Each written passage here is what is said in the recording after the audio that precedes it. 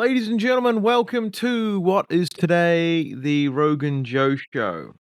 We are not joined today, and I mean we, as in me and the audience, are not joined today by John MacArthur, although I will make a more honest attempt to rouse him in the near future. So there's a few main stories today over the last few weeks. The main stories that we want to cover, apart from my own experience and over the board chess lately at the South Island Champs. If anybody doesn't know, New Zealand is split into two islands, big islands. One's the North Island, one's the South Island. We got really creative, I know. And the North Island is where most of the population is. But in the South Island of New Zealand, for reference, we are bigger in mass than the United Kingdom. So, when people say New Zealand is small, not that small. So, yeah, we'll cover that at the end and my goals and what I kind of began to understood, like about chess that I need to understand more.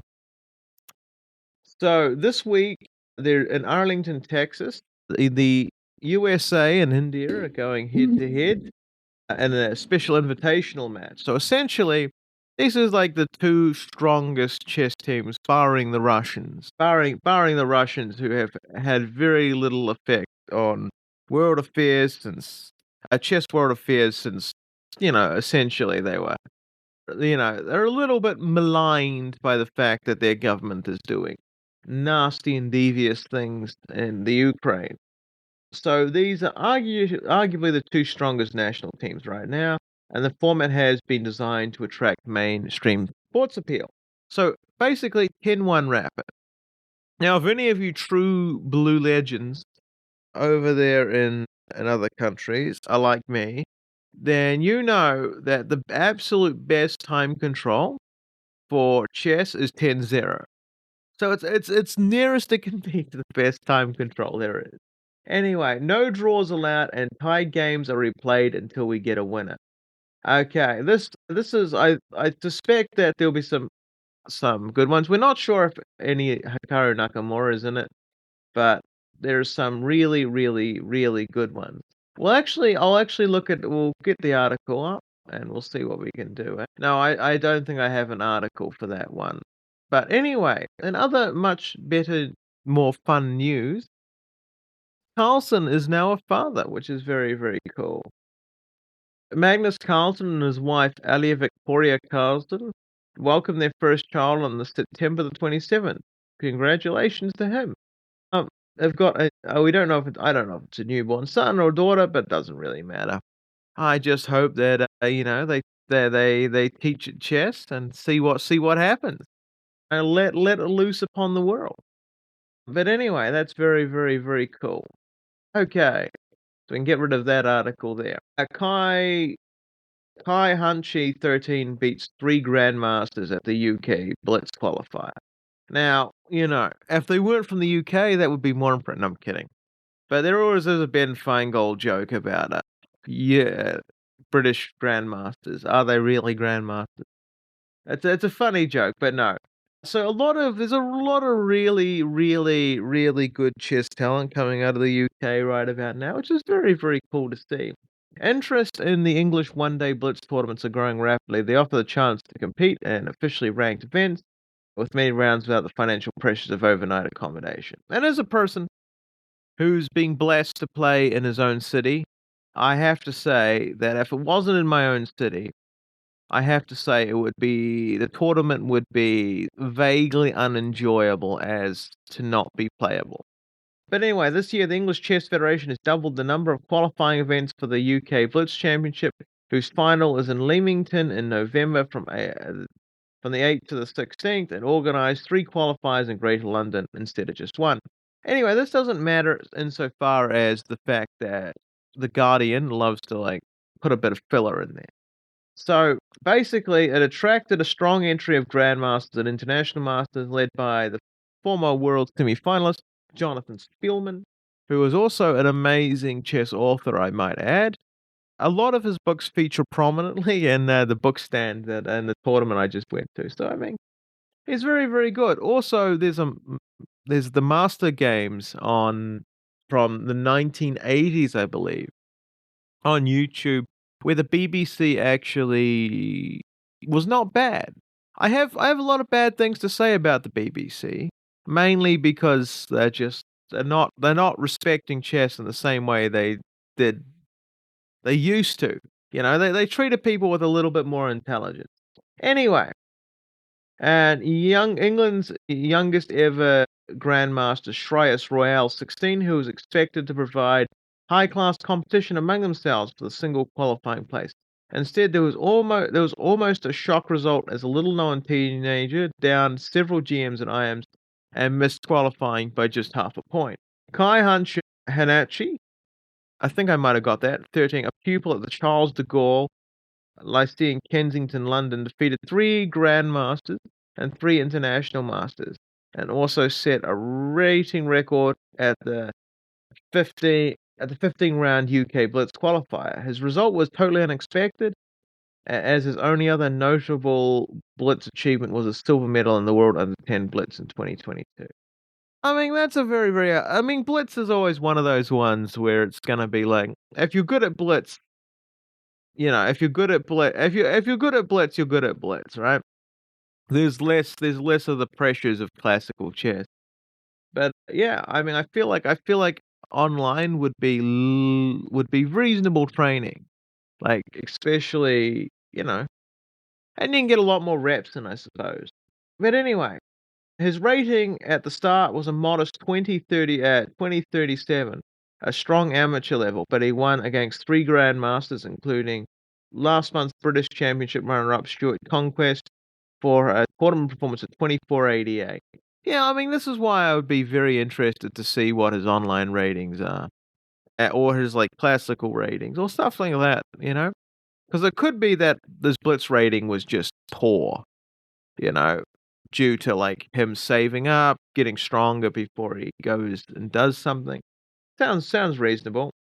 But anyway, so very, very cool amount of strong players coming out of the UK, or at least purportedly. I don't think they're probably on the level of some of the Indian ones we get, but we do get a lot of we do get a lot. It's good for the UK. Anyway, Pro Grandmaster Prague. I'm not going to try and pronounce his name because it's too hard for me. I'm afraid. Escaped a late fumble to hold the French GM Maxime Vachier-Lagrave to a draw in their first semi-final game of the Grand Chess Tour finals in São Paulo, Brazil on Monday. Prague made a poor move with just 1 second left on the clock to lose on his grip on the game, but was fortunate that Lagrave failed to capitalize. I don't know why I panicked here. There was just no need to panic, Prague said. So basically, the Grand Chess Tour finals, a very entertaining watch on YouTube if anybody's looking for that sort of thing. Okay, the Speed Chess Championship is back. One of their lovely nameless articles, but oh well. And once again, pits GMs Magnus Carlsen, Hikaru Nakamura, and Hans Niemann against each other in thrilling speed chess matches. Now, I am actually looking forward to seeing Hans Niemann do a lot better. Like, if anybody's seen the difference between what Hans looks like now and what he used to look like, he used to look so youthful. And I feel like a little bit of stress has gotten to him. And now he looks a little bit different. I think it's vaguely unfair how he's being treated overall. And the fact that he couldn't get damages in court for what is clearly damages. Like, the guy was invited to a lot of tournaments beforehand, and then very, very, very, very few afterwards. I mean, he's making a comeback now just because of a straight talent, but it's sad to see. The anticipation builds as fans will have the chance to watch their heroes in person, taking place in London, the United Kingdom, on February the 7th and 8th of 2026. Stay tuned for more information about tickets coming soon. Anyway, there's a 250,000 prize fund, but also 3 spots in the next Esports World Cup. This year's lineup provides the perfect sequel for last year's event. and the same 3 players met in Paris for the final, which broke viewership records and drew media attention, and ended with Carlsen as the champion. I don't know how it drew records in 2025, but good on them, I guess. You would have thought that it wouldn't be as popular once the Queen's Gambit and the COVID died off. But that's good if true. Okay. The last meeting during the 2024 FIDE World Blitz Championship, when Carlsen narrowly won the match after starting behind. After the match, visibly relieved Carlsen banged the king on the chessboard before storming out of the playing hall. Yep, he's definitely getting better at banging the king. His king banging form is in is very on point. Okay. Along with the 3 rivals, 5 other players have qualified for the Speed Chess Championships through the 2025 Title Tuesday Grand Prix. Among them is the Indian star Grandmaster Arjun Erigaisi, currently world number 4 on the rating list, a dangerous blitz player with an uncompromising playing style. The other qualified players include Grandmasters Liam Lee, Dennis Lazovic, Jose Martinez, and Akun Min Lee. If I got that last name wrong, I apologize. But the excitement doesn't stop there, as 8 of the chess titans are invited to join the fray, being GM Ali Reza Fairuja, Fabiano Caruana, Prague, Ian Nepomentachi. Again, that one's a hard one for me. And Wesley So, the former world champion Ding Liren. So that'll be a fun one. Okay, so this one's more of a drama related thing here. This is quite drama related, and then we'll go into my own pack of woes and my own delusional goals just after this article here. So essentially, FIDE scraps the 400-point rule for 2650 plus players, triggered by Nakamura, in quotes. And in quote. So essentially, there is laws now, rules that were previously enforced, but not done. Not like previously on the books and on the FIDE handbook, but not quite done.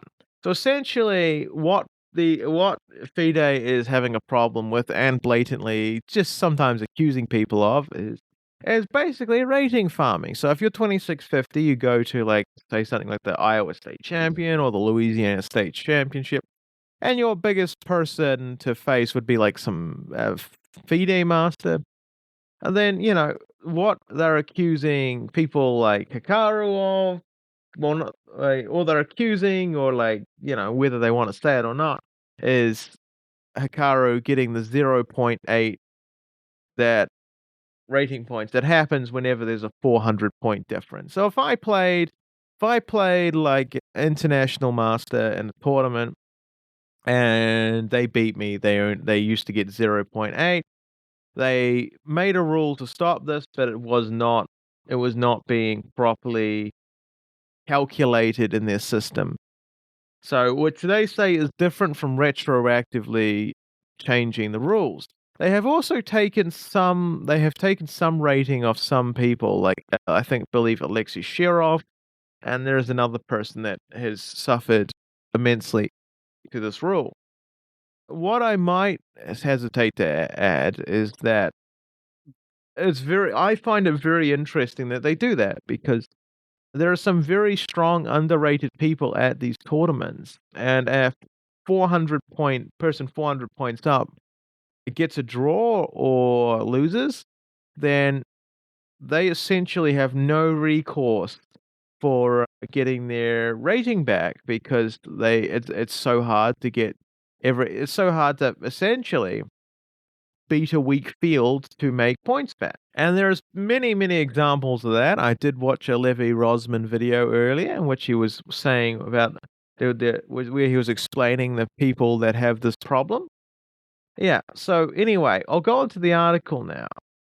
So the International Chess Federation, FIDE, has announced a change to its rating regulations that will take effect on October the 1st, removing the so-called 400-point rule for players rated above 2650 international master. But you kind of get what I'm saying. Change was triggered by GM Hikaru Nakamura's race to qualify for the candidate, but will affect around 70 of the world's top grandmasters. It's important to note that that it's said matter of factly here, the change was triggered by GM Hikaru Nakamura race to qualify for the candidate. But FIDE somewhat claims that it was a overall thing that it was triggered by many other people and many other things. So I suspect chess.com is taking liberties with this statement. Okay. The amendment ensures that rating adjustments, this is in quotes, the amendment ensures that rating adjustments at the highest level accurately reflect a player's performance against a pool of statistically equal opponents, safeguarding professional standards set by FIDE, they said in the statement. And this is kind of ties into my point before. It's hard to fight out of a weak field if you're very, very high rated. Like, what is the point of going to a club championships that you might or going to a championship or any sort of thing? When you're a grandmaster, being in a tournament sponsors that tournament almost. That's why some grandmasters get modest appearance fees, and some really good grandmasters get not so modest appearance fees because it legitimizes the tournament. And if you go to a tournament and the financial compensation for you going to that tournament is not there or very, very little, what is the point of risking your rating? You can't beat a weak field to get back your rating. You can only risk it, which seems a little bit needless to me. It seems like it's like throwing babies out with bathwater, but oh well. Since the last change in 2024, a player was never treated to more than 400 rating points higher rated than their opponent. It was never treated more than 400 rating points higher than their opponent. This meant that a top player could earn a minimum 0.8 rating points for every win against significantly weaker players. Under the new rule, a full rating gap will always be applied for players rated above 2650, instead of a rating gain of 0.8 per win. Expected score can be now as high as 99%, which equals a rating gain of 0.1 or 100%, and 0 points gained if the rating difference is more than 735 points. Okay, in other words, for the very best players, games against much lower rated opposition will be now almost completely rating free on the upside, but highly punishing in case of a loss or draw. And that's possibly a problem for underrated people and tournaments in which there are a weaker field, but somebody feels the need to show up. I think that's somewhat interesting. So, what we're going to go on to now is what I did. So, essentially, I played in the South Island Classical and Rapid Championships. Now, it may behoove you to notice that I did not say that I am the champion, because I'm not. I got my ass kicked a lot of the time, but I came away with an all right experience. I won an upset prize for beating an 1800 FIDE man in 15 moves. Checkmated him in 15 moves, which was very, very cool. I got almost exactly half. So I played 5 rounds of the Rapid, and I got 2.5 out of 5, which is not terrible in my opinion. Although I will say for the whole experience, this is my first actual FIDE event, and did not like it for the first bit, I must admit. Classical, with an hour 30 on each person's clock, on each person's side of each person's clock, plus 5 seconds increment, is not conducive to great performances by me, as I am sounds like much like an excuse, but a sufferer from ADHD, and that does not help a lot if you're raw dogging the whole thing. Okay, so in the classical, in the first round, I got my ass kicked by 1900, which is all right. It wasn't a bad game. It was just one of those games where I didn't play nearly active enough, and that was black, so it's fine. The second game, I played one of the better females in New Zealand. I think her name was Candice Yu. Very, very good player. I was up 2 pawns, and And then, I blundered heavily. I was up 2 pawns. I had a rook on B7, a queen on A7. Her queen was uncastled. Her bishop was on, I think it was E7, and her queen was not very threatening at that point. And I had a rook on F1, bishop on F2, and then the king was where it normally is, if that makes sense. So essentially speaking, I gave up a little bit of advantage. I made 2 mistakes. I traded off much of my attack, thinking that being up a couple of pawns was enough. Also, here I decided to calculate for 30 minutes on a move because I was getting to an end game in which I was comfortably up. She attacked one of my more isolated pawns, and I decided, like, I'll calculate for 30 minutes. I calculated for like 30 minutes. Not one of my strongest assets, as I had spent a whole 10 minutes on on my clock before we got to that, which was like very embarrassing on my part, but oh well. And so I then decided to play a reasonable move that was just trying to protect the pawn.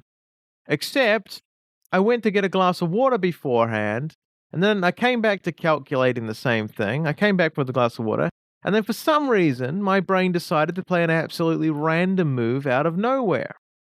Now, I'm not claiming demonic possession, but I thought it wasn't far off. Goddamn. So that would hurt my feelings. And there was a bunch of other games that were very, very iffy like that came down to form, I suspect, and my inability to sit at a board largely. So overall, for my first rapid game, my first rated FIDE events, I didn't do too badly. So I ended up with a FIDE rating of, once we pull it up, we'll pull it up for you. I came out with a FIDE rating of, drumroll, 1651 rapid, which wasn't great to be honest, but I did beat two 1800s very, very easily. So I'm very happy. But I lost to a lot of people who I just underestimated in a morning that I shouldn't have underestimated somebody. If you're having a bad day, don't underestimate people. It's not a good sign. But my goals are still happening. I feel like I felt like I can do better there. As like the reason I feel I can do better in classical tournaments than I did then was because people who are rated like 250 points lower than me on online rapid, they did like they were shades better than me in the results, which I think shows like one of two things. I got terrible pairings, which I don't think is the case, although I did get some reasonably hard people, or or I have, or there's a lot of soft skills there's to learn in OTB that I have not picked up. So what I think I need to do is I need to play more club games. I do. I also need to do a lot of stuff that I do OTB and sorry that I do on your computer OTB. So I need to set up a chessboard, and I honestly need to train my chess more like the people who came in the who were in, before 2000. Like, I need to train my chess like John MacArthur, National Master John MacArthur would have trained his chess. That's the truth of it. To be able to visualize deeply on a chessboard versus online, you have to touch it. You have to touch a real chessboard sometime. But anyway, so I won a book for my upset, and it's Improve Your Chess by Carsten Hansen. So it was very, very good. The book I wanted to get, but it was gone before I got there, was Applying Logic to Chess, which was a very, very interesting thing. So what I'm going to do is I'm going to do a bit of this book each day, set up the chessboard, and see what I can do. So my overall goals, because I will put them out into the universe because it's important to do that, is to become a candidate master in the next 2 years. It's a hard goal. It really is. I'm gonna have to put blood, sweat, and tears into it, and possibly more tears than sweat. But I think this is achievable, right? Right now I'm 20 60 online rapid, and I think that I can gain 200 elo points like I did last year. Now, 2000 is where the work really starts. But I don't believe that I've actually had a work rate. Like, people tell you that they've worked on their chess, but they really haven't. And that's one of my flaws. Like, I work on my chess, but I don't actually work on my chess. Like, I do puzzles, I do this, I do that, and I do some stuff, right? But it's not work.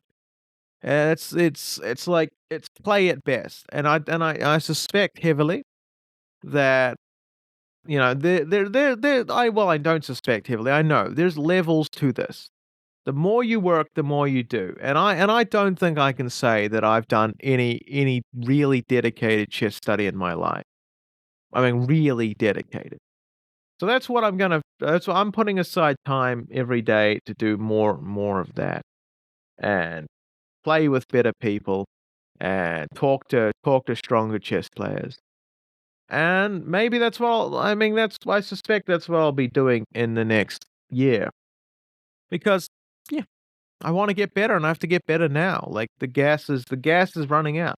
So, ladies and gentlemen, it's been a perfect pleasure talking to you. I'm sorry that I ranted for too long, but you guys have been wonderful. And we shall hopefully come back with John MacArthur at another time. I'm sorry if John's wonderful brilliance was lacked in this podcast.